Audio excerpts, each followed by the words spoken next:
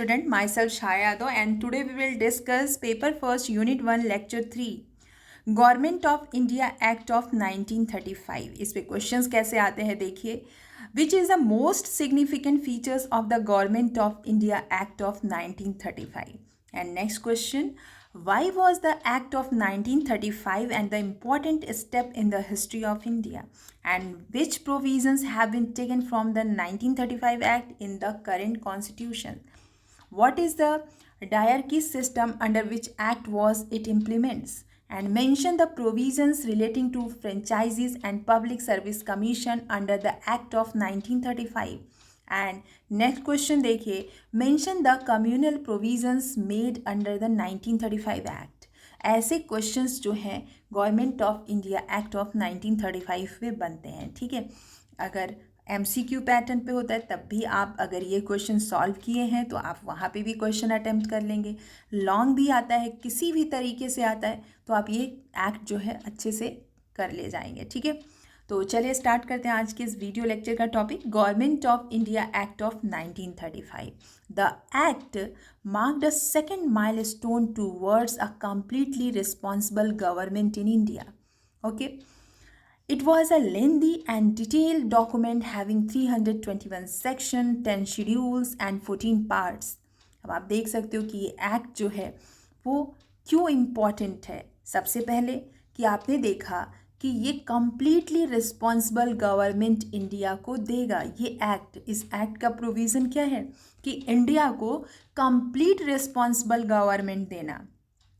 Government of India act of 1919 में आपने देखा था कि रिस्पॉन्सिबल गवर्नमेंट इंट्रोड्यूस कराई गई थी। रिस्पॉन्सिबल गवर्नमेंट मीन्स कि जो गवर्नमेंट रिस्पॉन्सिबिलिटी ले, किसी भी काम को करने की रिस्पॉन्सिबिलिटी ले, उसके रिजल्ट की रिस्पॉन्सिबिलिटी ले, ऐसी गवर्नमेंट, ऐसी सरकार गवर्नमेंट ऑफ इंडिया एक्ट 1935 में कम्प्लीटली बनाई जाएगी, ठीक है। और ये कब इंट्रोड्यूस की गई? Government of India act of 1919 में इंट्रोड्यूस किया गया। और अब इस एक्ट में इंडिया को कम्प्लीटली रिस्पॉन्सिबल गवर्नमेंट देने की बात की जा रही है, ठीक है। दूसरी चीज़ कि ये कितना लेंदी है, आप देख रहे हैं इसमें 321 सेक्शंस हैं एंड 10 आप देख सकते हो शेड्यूल्स हैं एंड 14 पार्ट्स हैं, ठीक है। तो अब आप देख लिए कि इसका ऑब्जेक्टिव क्या है, उद्देश्य क्या है इस एक्ट का, इंडिया को रिस्पॉन्सिबल गवर्नमेंट देना कम्प्लीटली। एंड इसका जो आप देख सकते हो कि कितना लेंदी है। तो क्यों लेंदी है? क्योंकि इसमें 321 सेक्शंस हैं, 10 शेड्यूल्स हैं एंड 14 पार्ट्स हैं। अब देखना है फीचर्स कि इस एक्ट का फीचर क्या क्या है, ठीक है। सबसे पहले it provided for the establishment of an all India federation. सबसे पहले कि किस एक्ट ने ऑल इंडिया फेडरेशन जो है वो इस्टेब्लिश किया था। Government of India act of 1935 ने ऑल इंडिया फेडरेशन इस्टेब्लिश किया था। अब ये ऑल इंडिया फेडरेशन होता क्या है, इसमें क्या क्या चीज़ें आती हैं? ऑल इंडिया फेडरेशन आप कैसे समझेंगे? Consisting of a provinces and princely state as a units. कि अब जो अब जो फेडरल गवर्नमेंट आप देखने जा रहे हो, ऑल इंडिया फेडरेशन देखने जा रहे हो, उसमें कौन कौन से लोग रहेंगे? Provinces, princely states as a unit काम करेंगे, ठीक है। अब ऑल इंडिया फेडरेशन में कैसे ऑल इंडिया फेडरेशन जो है वो कंपोज हुआ, देखिए 11 गवर्नर्स, ठीक है, composed of the 11 governors provinces and the 6 chief commissioner provinces. जो प्रोविंसेस हैं, जो प्रांत बटे हुए हैं ब्रिटिश टाइम पीरियड पे, उसमें से 11 governor province and 6 chief commissioner province इस ऑल इंडिया फेडरेशन में शामिल होंगे, ठीक है। साथ में प्रोविंसेस इन ब्रिटिश इंडिया, ठीक है। एंड ये तो हो गया commissioner provinces in British India and all those states that agree to join it. और अब ये जिसके लिए बोला गया, ये प्रिंसली स्टेट्स के लिए बोला है, ठीक है। कि और जो ये प्रिंसली स्टेट हैं वो अगर अग्री हैं तो ये ज्वाइन करेंगे। तो ऑल इंडिया फेडरेशन में किसके लिए कंपलसरी है ज्वाइन करना? कंपलसरी है गवर्नर प्रोविंसेस को एंड चीफ कमिश्नर प्रोविंसेस को, इनको कंपलसरी है ऑल इंडिया फेडरेशन को ज्वाइन करना। लेकिन जो प्रिंसली स्टेट्स हैं, अदर जो स्टेट्स हैं, जो कह सकते हो जो राजशाही घराने हैं, ठीक है, और वो अगर अग्री हैं, वो ऑल इंडिया फेडरेशन में आना चाहते हैं तो आएंगे, नहीं आना चाहते हैं तो नहीं आएंगे, उनके ऊपर कोई प्रेशर नहीं है। तो ये सबसे पहले प्रोविज़न आपने देखा ऑल इंडिया फेडरेशन का, ठीक है। एंड नेक्स्ट देखिए, ये एक्ट और क्या प्रोवाइड करता है। The act divided the power between the centre and units in term of 3 lists, ठीक है, federal list, provincial list and concurrent list, ठीक है। टोटल 3 लिस्ट में इन्होंने क्या किया है कि जो पावर को डिवाइड कर दिया है, ठीक है। कहने का मतलब, और आज भी एक क्वेश्चन था कि हमारे करंट कॉन्स्टिट्यूशन में government of India act of 1935 का कौन सा पार्ट लिया गया है। तो government of India act of 1935 का एक ये पार्ट भी आज हमारे करंट कॉन्स्टिट्यूशन में देखने के लिए मिलता है, ठीक है।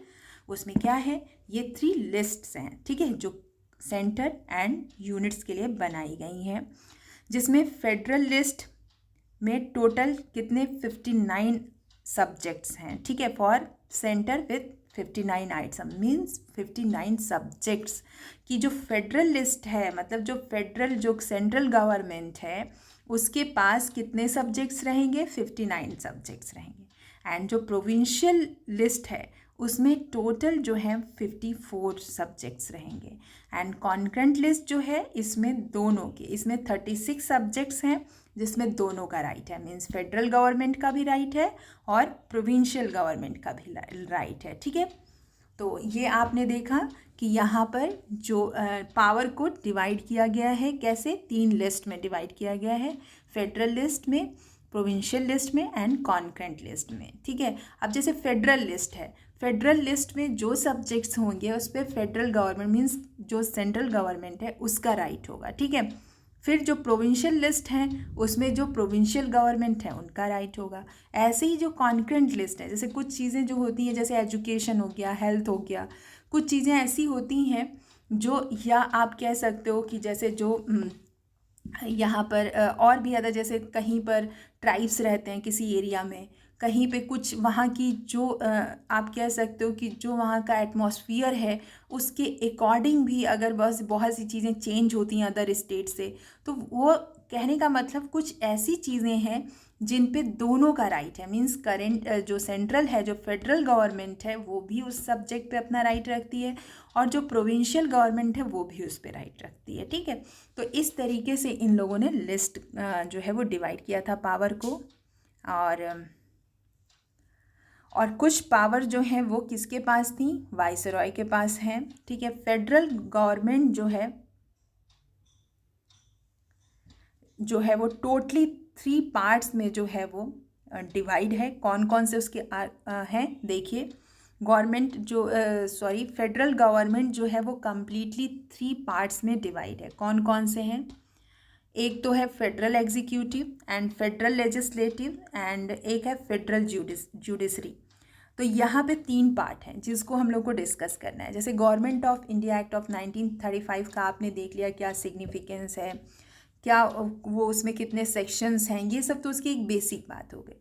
फिर इसने ऑल इंडिया फेडरेशन की बात की थी, आपने स्टार्टिंग में देखा कि एक प्रोविज़न हम लोगों ने देखा है कि इसने ऑल इंडिया फेडरेशन की बात की। तो ऑल इंडिया फेडरेशन में कितने कितने लोग हैं वो हम लोगों ने डिस्कस कर लिया कि 11 गवर्नर्स प्रोविंस हैं, 6 चीफ कमिश्नर प्रोविंस हैं, ठीक है, और प्रिंसली स्टेट्स हैं।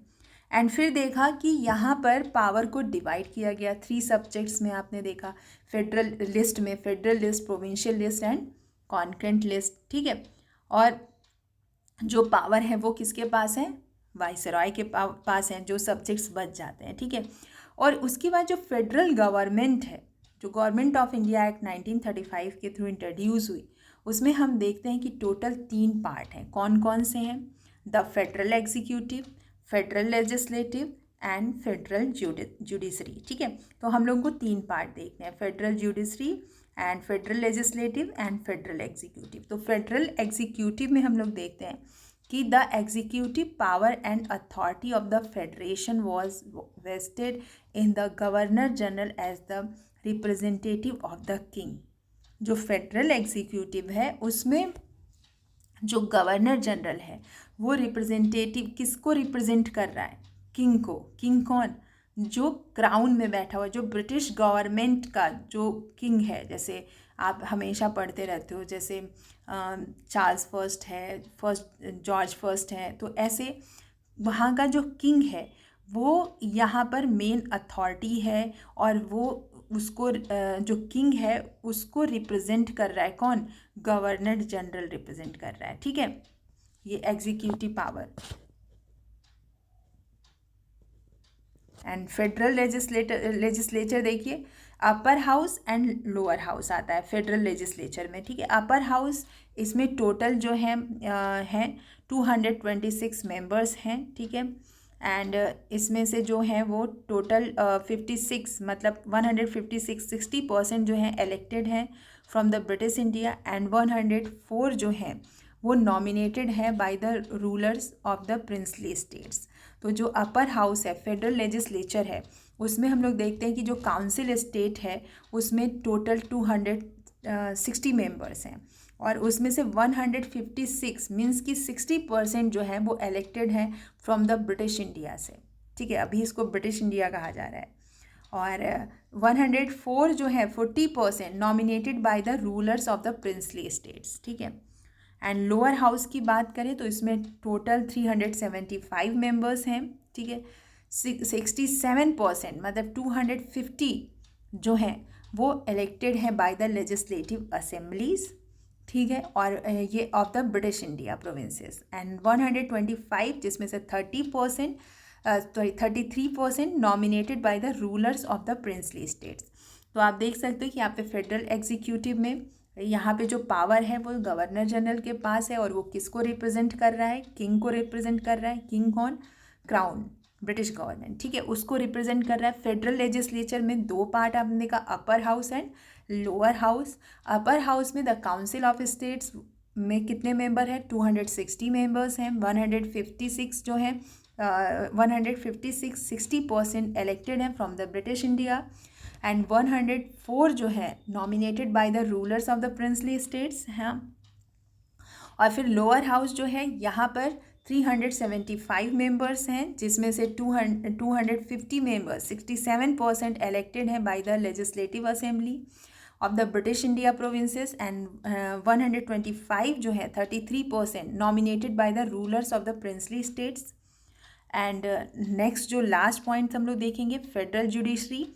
फेडरल जुडिशरी में फेडरल कोर्ट आता है। ठीक है, और फेडरल कोर्ट जो है the government of India act of 1935 provided for the establishment of a federal court for India. ठीक है, एट दिल्ली, और जो इस्टेब्लिश हो गया, वर्क करने लगा 1937 में। तो आपको तीन चीज़ें इसमें देखनी थी, federal executive, federal legislature and federal judiciary. ठीक है, तो फेडरल कोर्ट, तो ये सारे 3 पॉइंट्स थे मेन जो आपने देखा। इससे क्या है कि आप एक government of India act of 1935 के मेन फीचर्स को आपने देख लिया कि ये 3 पार्ट में ये पूरा डिवाइड है, और इसमें आपने देखा कि क्या क्या पॉइंट्स हैं। रही बात फेडरल कोर्ट की, तो फेडरल कोर्ट यहाँ पे इस्टेब्लिश, एक्चुअली इस एक्ट के थ्रू इंडिया में सुप्रीम कोर्ट की डिमांड की जा रही थी। क्यों? क्योंकि 1774 में सुप्रीम कोर्ट इस्टेब्लिश हुआ, फिर बाद में जब हाई कोर्ट बना उसको एबॉलिश कर दिया गया। जब एबॉलिश कर दिया गया तो फेडरल कोर्ट इस्टेब्लिश किया गया गवर्नमेंट ऑफ इंडिया एक्ट 1935 के तहत। लेकिन फेडरल कोर्ट के पास एक लिमिटेड पावर होती है। जब फेडरेशन से रिलेटेड डिस्प्यूट है, स्टेट एंड स्टेट के बीच में डिस्प्यूट है, तब वो फेडरल कोर्ट सॉल्व करता है। ठीक है, लेकिन यहाँ इंडिया में एक ऐसे कोर्ट की ज़रूरत थी जो सारे पावर पे एक उसके पास सारी पावर हो, हर तरीके के मैटर को सुन सके, सभी का अपीलीय कोर्ट रहे, वो जितने भी जूनियर कोर्ट्स हैं। ठीक है, तो यहाँ पर इन्होंने इस एक्ट के थ्रू हम लोगों को फेडरल कोर्ट इन्होंने दिया था। ठीक है, और नेक्स्ट हम लोग देखते हैं डायरकी सिस्टम। अब यहाँ पे जो डायरकी सिस्टम है ये मैं आपको एक बार और याद दिला दूँ, हम लोग government of India act of 1919 में इसको पढ़े थे, और जो इंट्रोड्यूस किया गया था प्रोविंसेस में। ठीक है, अभी जो इंट्रोड्यूस किया जाएगा इस एक्ट में वो सेंटर में जो है वो इंट्रोड्यूस किया जाएगा, ठीक है। तो जो गवर्नमेंट ऑफ इंडिया एक्ट 1935 है वो हम लोग को डायरकी सिस्टम कहाँ दिखा रही है, फेडरल गवर्नमेंट मीन्स सेंटर में दिखा रही है, ठीक है। तो इसका सिग्निफिकेंस ये है सेंट्रल गवर्नमेंट का, इसने प्रोविंसेस में जो डायरकी सिस्टम थी उसको एबॉलिश कर दिया। मीन्स जो 1919 के थ्रू सब्जेक्ट्स को डिवाइड किया गया था प्रोविंसेस में, मीन्स एक था रिजर्व सब्जेक्ट और एक था ट्रांसफ़र सब्जेक्ट, उसी को डायरकी कहते हैं। मतलब डुअल गवर्नमेंट, द्विसदनीय, मतलब आप द्विसदनीय तो नहीं कह सकते लेकिन डुअल गवर्नमेंट कह सकते हो कि जो वहाँ पर दो तरह की, मतलब दो पावर है जो एक सब्जेक्ट पे एक पावर वर्क कर रही है और एक सब्जेक्ट पे एक पावर वर्क कर रही है। मतलब कि सारी पावर एक के पास नहीं है, उन्होंने पावर को डिवाइड कर रखा है सब्जेक्ट्स में, ठीक है। तो ये डायरकी सिस्टम कब एबॉलिश किया गया प्रोविंसेस का, तो ये ध्यान रखिएगा 1935, ठीक है। Abolish dyarchy in the provinces, it introduce the same in the centre. इसने इंट्रोड्यूस किया सेम डायरकी सिस्टम कहाँ पे, सेंटर में। तो ये आपको ध्यान रखना है। और डायरकी सिस्टम का क्या होता है, जैसे सेंटर में इंट्रोड्यूस किया तो सेंटर के जो सब्जेक्ट्स हैं उसको दो पार्ट में डिवाइड कर देंगे, एक रिजर्व सब्जेक्ट और एक ट्रांसफ़र सब्जेक्ट। रिजर्व सब्जेक्ट में क्या होता है, रिजर्व सब्जेक्ट में जो सब्जेक्ट्स जैसे रेवेन्यू है, ठीक है, या फॉरेन से रिलेटेड जो भी मैटर है, फॉरेन पॉलिसी है या मीडिया है, पुलिस है, इस तरीके के जो सब्जेक्ट्स हैं वो अपने पास रिजर्व रखते हैं। और ट्रांसफ़र जैसे हेल्थ है, एजुकेशन है, ऐसी चीज़ें वो ट्रांसफ़र कर देते हैं, क्योंकि अब यहाँ पर कैसी गवर्नमेंट आ गई है, रिस्पॉन्सिबल गवर्नमेंट आ गई। और जब रिस्पॉन्सिबल गवर्नमेंट आ गई है तो सारी रिस्पॉन्सिबिलिटी क्या कर रही है, ले रही है। और यहाँ पर रिस्पॉन्सिबिलिटी लेने के लिए कौन है, मिनिस्टर्स हैं, क्योंकि इलेक्शन हो रहा है, रिस्पॉन्सिबल गवर्नमेंट आई है। और जो मैटर ट्रांसफरेबल सब्जेक्ट में ट्रांसफ़र किया जाता है, लाइक एजुकेशन है, हेल्थ से रिलेटेड है, आप कह सकते हो जो अदर जो इंडस्ट्रीज से रिलेटेड है, इस तरीके की जो चीज़ें हैं जहाँ पर पैसा लगाना पड़ता है, वो सब्जेक्ट इन्होंने क्या किया था, ट्रांसफ़र कर दिया था जो इंडियंस मिनिस्टर्स थे उनको।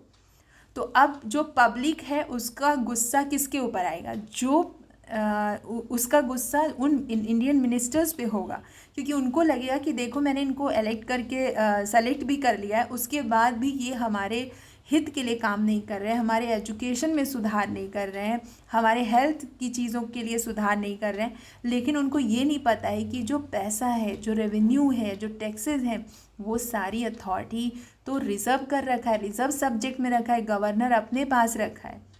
तो ये जो डायरकी सिस्टम है बहुत एग्ज़ाम में पूछता है। अगर एमसीक्यू पैटर्न पे आपका एग्ज़ाम हो रहा है तो पूछता है कि कौन से एक्ट ने 1935 ने किया 1990, किसने प्रोविंसेस में डायरकी सिस्टम इंट्रोड्यूस किया या किसने सेंटर में डायरकी सिस्टम इंट्रोड्यूस किया। तो इस तरीके के क्वेश्चंस जो हैं इसमें पूछे जाते हैं, ठीक है। तो ये ध्यान रखिएगा कि 1919 में प्रोविंसेस में, फिर एक नया एक्ट आया 1935, उसमें सेंटर में इंट्रोड्यूस किया गया था। तो ये चीज़ें आपको ध्यान रखनी है, ठीक है। और यहाँ पे देखिए मैं जो आपको समझा रही थी वो यहाँ पे लिखा हुआ है कि जो चीज़ें जैसे रिजर्व सब्जेक्ट क्या है, administrated bye the governor general. और यहाँ पर जो रिजर्व सब्जेक्ट है वो किसके पास है, गवर्नर जनरल के पास। And transfer subject, these money जो मिनिस्टर्स हैं were to be appointed by the governor general, है ना, and were responsible to the federal legislature.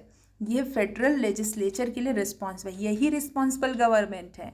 जो ट्रांसफ़र सब्जेक्ट है, जो डायरकी सिस्टम में सब्जेक्ट को, पावर को डिवाइड किया गया, वहाँ पे आपने अभी सबसे पहले देखा कि government of India act of 1935 क्या हम लोग को इंट्रोड्यूस कर रही है, रिस्पॉन्सिबल, कंप्लीट रिस्पॉन्सिबल गवर्नमेंट, ठीक है।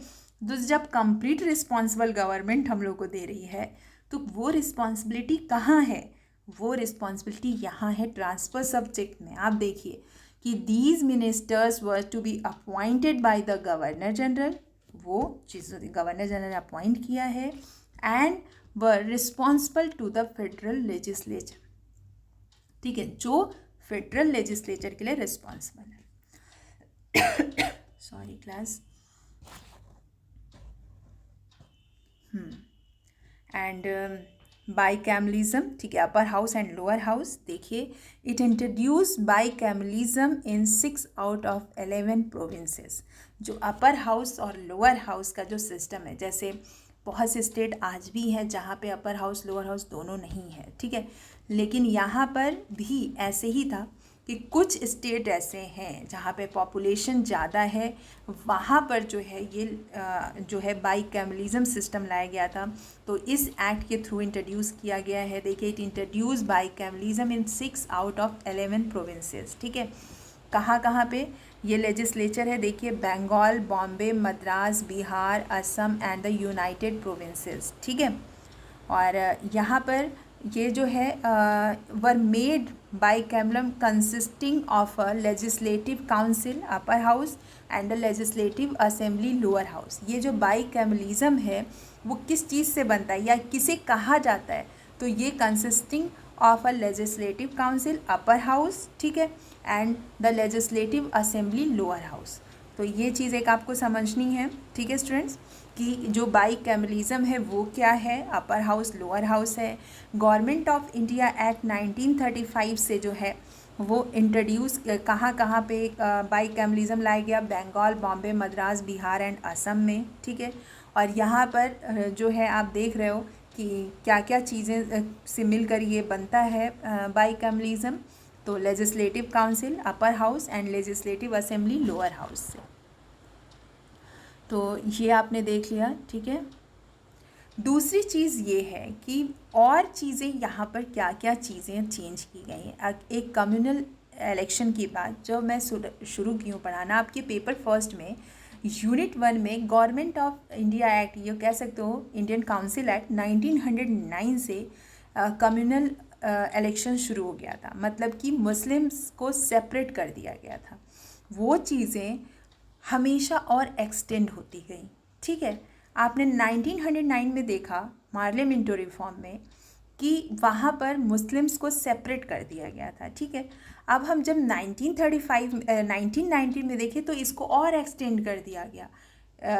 सिख हैं, ईसाई हैं, ठीक है, इन सब को डिवाइड कर दिया गया इलेक्शन में और ज़्यादा। और अब देखिए यहाँ पर कि it further extended the principle of communal representation by the providing separate electorate, ठीक है।